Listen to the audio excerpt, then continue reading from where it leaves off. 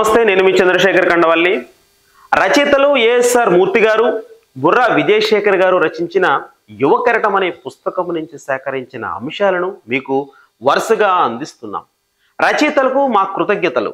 ప్రస్తుతం వైఎస్ఆర్ పాదయాత్ర గురించి చర్చించుకుంటున్నాం. వీడియో చివరి వరకు చూడండి. మొత్తానికి తెలుగుదేశం వైఫల్యాలు, ప్రజా వ్యతిరేక విధానాలు, వైఎస్ పాదయాత్ర అన్నీ కలిసి 2004లో కాంగ్రెస్ పార్టీకి మళ్ళీ అధికారం వచ్చేటట్లు చేశాయి.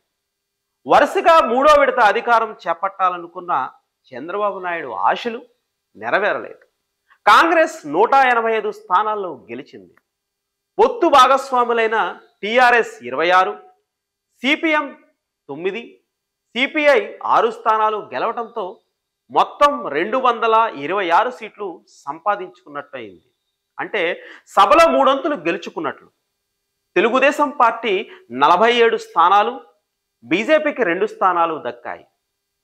మజ్లిస్తో సహా ఇతర పార్టీలన్నీ కలిసి 13 సీట్లు గెలుచుకున్నాయి. హైదరాబాద్ అద్భుతంగా తీర్చిదిద్దినట్టు చంద్రబాబు నాయుడు ప్రపంచానికంతటికీ చాటుకున్నప్పటికీ నగరంలోని 13 స్థానాల్లో 2 మాత్రమే గెలుచుకోగలిగారు. అయితే పార్టీని విజయపదంలో నడిపించిన వైఎస్ను అధిష్టానం వెంటనే ముఖ్యమంత్రిగా ప్రకటించలేదు. శాసన సభాపక్ష నేత ఎన్నిక లాంఛనప్రాయం కాకపోవటం కొంత ఉత్కంఠతకు దారితీసింది. ముందుగానే ప్రస్తావించినట్లుగా అప్పట్లో పిసిసి అధ్యక్షుడు డి శ్రీనివాస్ కూడా రేసులో ఉన్నారనే వార్తలు వచ్చాయి. 1978లోను 1989లోను కాంగ్రెస్ గెలిచినప్పుడు అప్పటి పిసిసి అధ్యక్షుడు చెన్నారెడ్డి ముఖ్యమంత్రి అయ్యారు. ఆ సాంప్రదాయం ప్రకారం అయితే డిఎస్కు సైతం అవకాశం ఉండవచ్చునన్న గుసగుసలు మొదలయ్యాయి. అదే సమయంలో దాసరి సైతం రేసులో ఉన్నారన్న వార్తలు గుప్పుమన్నాయి. కాపులను కాంగ్రెస్ పార్టీకి ఓట్లేయించింది తానేనని దాసరి అప్పట్లో అధిష్టానం దగ్గర చెప్పుకున్నారని, ఆ కోటాలోనే ఆయనకు తరువాత కాలంలో కేంద్ర మంత్రి పదవి దక్కిందని అంటారు.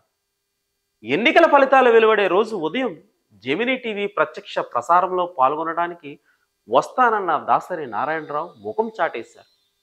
చెన్నై వెళ్ళానట్లు చెప్పించారు. గెలుపు మీద అపనమ్మకం కావచ్చు, కానీ ఫలితాలు సానుకూలంగా ఉండేసరికి మధ్యాహ్నం పిలవకుండానే వచ్చేశారు. ప్రసాద్ ల్యాబ్స్ మినీ థియేటర్ వేదిక మీద ఆయన, నన్నపనేని రాజకుమారి చర్చిలో పాల్గొన్నట్టున్నారు. ప్రత్యక్ష ప్రసారం జరుగుతోంది. రాజశేఖర్ రెడ్డి వచ్చారు. అప్పటికే వేదిక మీద ఉన్న వారి చర్చ ముగింపుకు వచ్చింది. రాజశేఖర్ రెడ్డితో ముఖాముఖి ఇంటర్వ్యూ జరపాల్సి ఉంది. ఛానల్స్ చీఫ్ ఎడిటర్ ఆ విషయం చెప్పగానే రాజకుమారి వేదిక దిగి వెళ్ళిపోయారు. దాసరి మాత్రం వేదిక మధ్యలో తన సీటు నుంచి కదలట్లేదు. ఇంటర్వ్యూ చేయాల్సి వచ్చిందని చెప్పినా అలాగా అంటూ తల ఊపి కూర్చునే ఉండిపోయారు. రాజశేఖర్ రెడ్డి వస్తే నేను వెళ్ళిపోవాలా అనే ప్రశ్న ఆయన ముఖంలో స్పష్టంగా కనిపిస్తోంది. వేదిక ముందున్న ఖాళీ స్థలంలో రాజశేఖర్ రెడ్డి కొంతసేపు నిలబడి ఉండిపోయారు. వెంటనే నిర్వాహకులు ఆ వేదిక ఒక మూలన ఉన్న చిన్నపాటి రౌండ్ టేబుల్ దగ్గరే 2 కుర్చీలు వేసి కెమెరా అటువైపు త్రిప్పి క్షణంలో హడావిడిగా ఇంటర్వ్యూకు ప్రత్యామ్నాయం సిద్ధం చేసుకోవాల్సి వచ్చింది. ఇంటర్వ్యూ పూర్తయ్యాక రాజశేఖర్ రెడ్డి లేచి దాసరి దగ్గరికి వచ్చినప్పుడు ఆయన అభినందన పూర్వకంగా కౌగులించుకుని అప్పుడు వేదిక దిగారాయన. సిఎల్పి సమావేశం జరపడానికి వచ్చిన అధిష్టాన ప్రతినిధులు దాసరి కూడా కలిసి చర్చించేదాకా ఆయన కూడా రేసులో ఉన్న విషయం బయటపడలేదు. కాకపోతే అంతకుముందే ఆయన సోనియా గాంధీని కలిసి రావటం, ముఖ్యమంత్రి పదవి కావడానికి యాత్రలొక్కటే అర్హత కాదు అని వ్యాఖ్యానించి ఉండటం ఒక్కొక్కటిగా అప్పుడు గాని అందరికీ గుర్తు రాలేదు. ఈ ఉత్కంఠభరిత వాతావరణంలోనే శాసనసభ ఆవరణంలో మే 12న శాసనసభాపక్ష సమావేశం జరిగింది. శాసనసభాపక్ష నేత ఎన్నికల కార్యక్రమాన్ని పర్యవేక్షించడానికి అధిష్టానం ప్రతినిధులుగా గులాం నబీ ఆజాద్, శివరాజ్ పాటిల్ వచ్చారు. నిజానికి అందరూ వైఎస్ పేరు ప్రకటించడం మీద ఎలాంటి అనుమానాలు ఉండవని అనుకున్నప్పటికీ కొంత ఉద్విగ్నత తప్పలేదు. వచ్చిన ఇద్దరు ఏఐసిసి ప్రతినిధులు ముందు రోజు వైఎస్తో సుదీర్ఘ మంతనాలు జరపటం, మరుసటి రోజు సిఎల్పి సమావేశానికి ముందు డిఎస్తోనూ దాసరి నారాయణతోనూ ఆలోచనలు జరపటం సహజంగానే వైఎస్ అనుచర గణంలో అసహనం కూడా పెరిగింది. తీరా సమావేశం మొదలైన వెంటనే దాదాపు అరగంట పాటు గెలుపు మీద ప్రసంగాలు చేశాక సిఎల్పి నేతను ఎంపిక చేసే అధికారం సోనియా గాంధీకి కట్టబెడుతూ ఒక తీర్మానం ఆమోదించాలని పిసిసి అధ్యక్షుడు శ్రీనివాస్ ప్రతిపాదించారు. దీనితో కొంతసేపు ప్రతిష్టంభన ఏర్పడింది. అధిష్టానం ప్రతినిధులు కూడా ఇక్కడే ఉన్నప్పుడు నేరుగా వైఎస్ పేరు ప్రతిపాదించవచ్చు కదా అని కొంతమంది ఎమ్మెల్యేలు తీవ్ర అసహనం ప్రశంసించారు. సాంప్రదాయం పాటించి తీరాలని డిఎస్ అన్నారు. వైఎస్ మౌనముద్ర విడలేదు. కాంగ్రెస్ శాసనసభాపక్ష నాయకుడి ఎంపిక అధికారాన్ని సోనియా గాంధీకి కట్టబెడుతూ సిఎల్పి సమావేశం ఏకగ్రీవంగా తీర్మానం ఆమోదించింది. ఆజాద్ శివరాజ్ పాటిల్ పక్క గదిలోకి వెళ్లారు. ఢిల్లీకి ఫోన్ వెళ్ళింది. జరిగినదంతా చెప్పారు. ఆమె సమాధానం విని కొద్దిసేపటికే మళ్ళీ సిఎల్పి సమావేశంలోకి వచ్చిన ఢిల్లీ పెద్దలు సోనియా గాంధీ అభిప్రాయాన్ని వెల్లడించారు. సమావేశ మందిరంలో పెద్ద పెట్టున హర్షధ్వానాలు మారుమోగాయి. ఇక మిగిలిన ప్రక్రియ లాంఛనప్రాయమే అయింది. అలాంటి పదవికి గట్టిగా పోటీ పడిన నాయకుడి చేతిలోనే పేరు ప్రతిపాదింపజేయడం ద్వారా అభిప్రాయ భేదాలు లేవన్న సంకేతం ఇవ్వటానికి అధిష్టానం ఎంచుకునే పద్ధతి అనుగుణంగా పిసిసి అధ్యక్షుడు డి శ్రీనివాస్ ప్రతిపాదించగా సీనియర్ సభ్యుడు కోనేరు రంగారావు బలపరిచారు.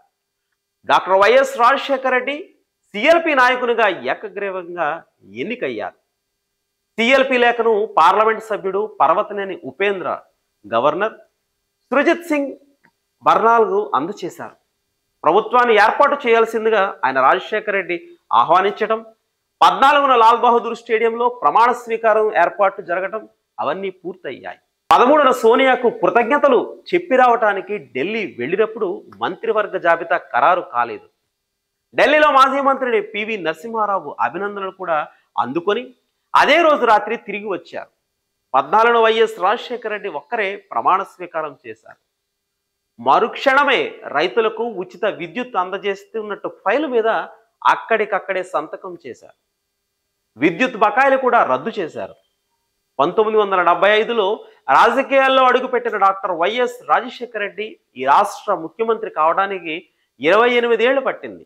ముఖ్యమంత్రి పదవి చేపట్టినప్పటి నుంచి చనిపోయేదాకా ఆయనే ముఖ్యమంత్రి. 1962లో బళ్ళారి సెయింట్ జాన్స్ స్కూల్లో 8వ తరగతి క్లాస్ టీచర్ పిల్లలందరినీ అడుగుతున్నారు, పెద్దయ్యాక నువ్వేమవుతావని. ఒక్కొక్కరిగా లేచి డాక్టర్ అని, ఇంజనీర్ అని, టీచర్ అని చెబుతున్నారు. ఒక విద్యార్థి మాత్రం ముఖ్యమంత్రిని అవుతానని, ప్రజాసేవ చేస్తానని ధీమాగా చెప్పాడు. అందరూ ఆశ్చర్యపోయారు. ఆనాడు అంత ఆత్మవిశ్వాసంతో చెప్పిన ఎడుగూరి సందింటి రాజశేఖర రెడ్డి నిజంగానే ముఖ్యమంత్రి అయిన రోజున ఆ స్కూల్లో ఎలాంటి వాతావరణం ఉండి ఉంటుందో ఊహించుకోవడం కష్టమేమీ కాదు. కాంగ్రెస్ పార్టీకి పూర్వ వైభవం తీసుకురావటంలో వైఎస్ సేవలను, వైఎస్ పట్ల కాంగ్రెస్ అనుసరించిన వైఖరి బేజేరు వేసుకుని ఆయనకు తగినంత గౌరవం దక్కలేదని వాదించేవారు ఉన్నారు. కాంగ్రెస్ విధేయుడని చెప్పుకునే రాజశేఖర రెడ్డి ఒకప్పుడు ఇందిరా కాంగ్రెస్ను వదిలిపెట్టి రెడ్డి కాంగ్రెస్లో చేరటాన్ని ప్రశ్నించేవారు ఉన్నారు. అధిష్టానం నియమించిన ముఖ్యమంత్రుల పట్ల ఎప్పుడూ అసంతృప్తితో ఉండేవారన్నది నిజమే. పార్టీలో ఆయనకు కీలక పదవి ఉన్నప్పుడు తప్ప ప్రతి సందర్భంలోనూ ఆయన పరిస్థితి స్వపక్షంలోనూ విపక్షం అన్నమాటే ఉండేది. అదే సమయంలో అధిష్టానం ఆయన పట్ల కూడా పెద్దగా సానుకూలంగా వ్యవహరించినట్టు చెప్పడానికి వీల్లేదు. 2003లో పాదయాత్ర చేపట్టే విశేష స్పందన సంపాదించిన పార్టీకి మంచి పేరు తెచ్చిపెట్టారనే అభిప్రాయం సర్వత్రా వ్యక్తం అవుతున్న ముగింపు సభకు ముఖం చాటేసిన అధిష్టానం 2004 ఎన్నికల ఫలితాలు వచ్చాక కూడా వెంటనే ఆయన పేరు ప్రకటించడానికి వెనకాడింది. నిజానికి ఆ తరువాత కొంతకాలానికి ముఖ్యమంత్రిని మార్చితే ఎలా ఉంటుందో ఇంటెలిజెన్స్ సర్వే కూడా జరిపించినట్టు చెబుతారు. అలాంటి పని చేస్తే ఆయన సొంత పార్టీ పెట్టుకున్న అద్భుతమైన మెజారిటీతో గెలుస్తారనే సమాచారం అందటం వల్లనే ఆ ఆలోచన మానుకున్నారనే అప్పట్లో వార్తలు వచ్చాయి. అంతెందుకు, ఆయన ఢిల్లీలో పార్టీ పెద్దలను కలిసి బయటకు వచ్చినప్పుడు విలేకరులు గుచ్చి అడుగుతుంటే అది మీరు అడగకూడదు, నేను చెప్పకూడదు అనటంలో ఆయన ఎంత ఆవేదనలో దాచుకున్నారో, అయిష్టంగానే వాళ్ళు చెప్పిన పనులు ఎన్ని చేశారో, అవమానాలు ఎన్ని భరించారో అర్థం చేసుకోవచ్చు. వీడియో చివరి వరకు చూసినందుకు ధన్యవాదాలు. వచ్చే ఎపిసోడ్లో మరిన్ని విశేషాలతో మీ ముందుకు వస్తాం.